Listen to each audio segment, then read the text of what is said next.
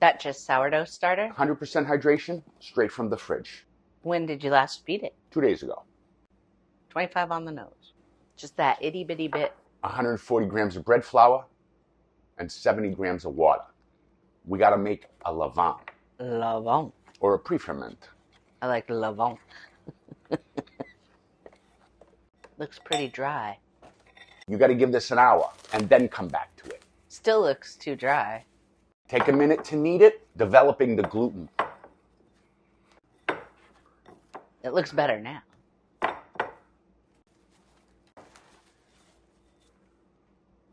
And the next morning, Poofed up a bit. from this we're going to get that signature chew and soft interior. Nice and webby.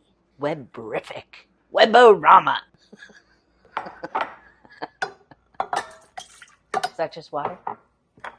Water, salt, and sugar. A little water to dissolve everything. Malt, bagel sugar. Smells like sweet beer. Gives the bagels flavor. Color is flavor. And it's got color.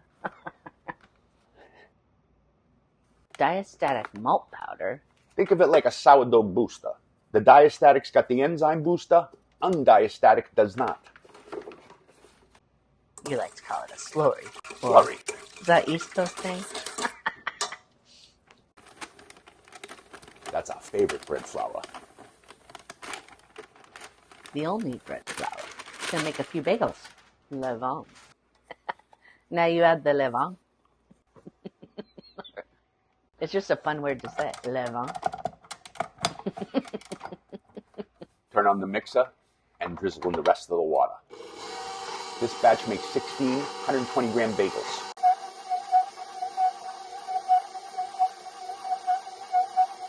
Just till it combines. This flour hasn't seen water yet. It needs time. Mix and absorb. You gotta give it time to hydrate.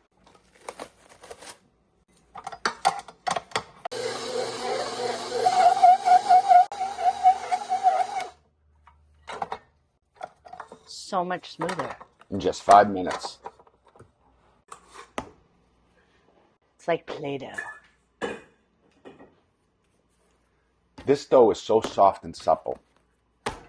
Like a baby's bottom. You just want to smack the shit out of it. It's a beautiful dough. This is staying on the counter, not going in the fridge. Room temp. For now, and we're going to get back to it. It poofed up. A couple hours makes a world of difference. Stretching fibers. The levain has done its work. Levain. Like elastic. Ripping fiber. Levain. You listening to the French girl over here? A couple of stretching folds are going to help those bagels poof up later. One more stretching fold. And then a cold nap. And then a cold nappy. That looks a little more domed. It's what the stretching folds do. Stretching folds builds the strength. That's why we do it twice. Work the gluten. Stretch the top, push the air out, make it a ball again. Cool it down, allowing the sourdough to eat that extra glucose that the enzymes produce. Bagels tomorrow. Night in the fridge. It's time to make the bagels. Wow. Poofed right up. Sourdough and enzymes, baby. Sourdough and enzymes. Even though it was in the fridge, it still went nuts. Let's see how good I still am. Shooting for 120. I like them to be uniform. 2 grams either way, that's what I do. Try and keep that skin when you ball them up tight.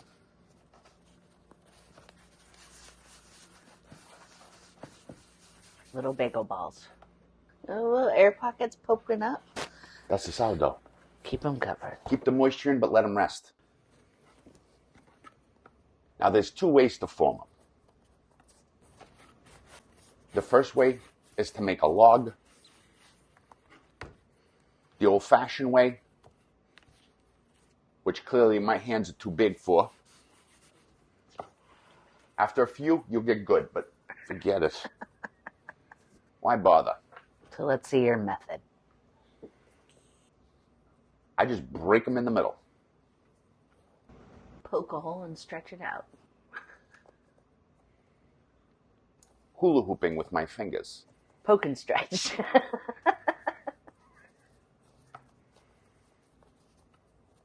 Looks better than the other one. That's why I do it this way. Little parchment papers. Keeps them mobile. Need a little steam in there. Hot water always helps. Perfectly spaced. It's going to get tight in here quick. They're going to poof up, huh? A lot. I expect this is going to take about 90 minutes. And now I can have my coffee. Fresh bagels coming. Fresh bagels are coming. All right. It smells bagely in here. It does. It's like dough and those poofed up nicely. You only started with 25 grams of starter. 25 grams of starter. Done with the water. Put this aside, but don't get rid of the pan. You know how we're going to get the bottom of these bagels right? Pizza steel. Could you use a pizza stone? Yeah, just preheat with the pizza stone like 20 minutes ahead. Gotcha. What are you doing? I heat the pizza steel high, but I got to lower it so I don't burn the top of the bagels later. Don't burn the top. Makes sense. There we go. Now we're going to go from broil to bake. So going from broiled to 450. I learned this. The heat of the pizza steel is going to cook the bottom of the bagels. That definitely helps out. Parchment squares, see? I don't use malt and honey when I boil them. So just plain water. Save the malt syrup for its flavor in the dough. Boiling with sugar makes them too dark. Somewhere around 45 seconds aside. If you overboil? You don't want too much skin, just enough. Hit them while they're wet so it sticks. And I put some fresh garlic. Fresh garlic. And some sesame seeds. I am sprinkling stuff. Why don't you boil the next 4? And grab fresh parchment squares while I'm at it. It's been 45 seconds. Fresh parchment. This way they don't stick to the sheet pan. These save a lot of frustration. Is it shrinking? Post-boil wrinkle. We gotta move quick. No farting around. Poppy seeds. I know you love poppy seeds. I love poppy seeds. First 10 minutes at 450. One more boost of steam. Where's it gonna go? Quickly. Never dull moment. They're not done yet, are they? We're gonna drop the temp so they don't get too dark on top. 425. Little steam treatment's always good. Making bagels on a facial. Bagels. It's all you can smell. Bagels. Give them a spin. Bagel, bagel, bagel, bagel, bagel, bagel, bagel. Those old school ones. Oh, they look pretty good. Not as bad as I thought. Pizza steel worked. Done browned them up. Crisp and chewy on the outside.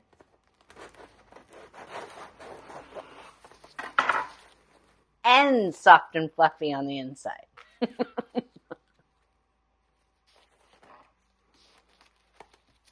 you go, Maggie. Mm-hmm.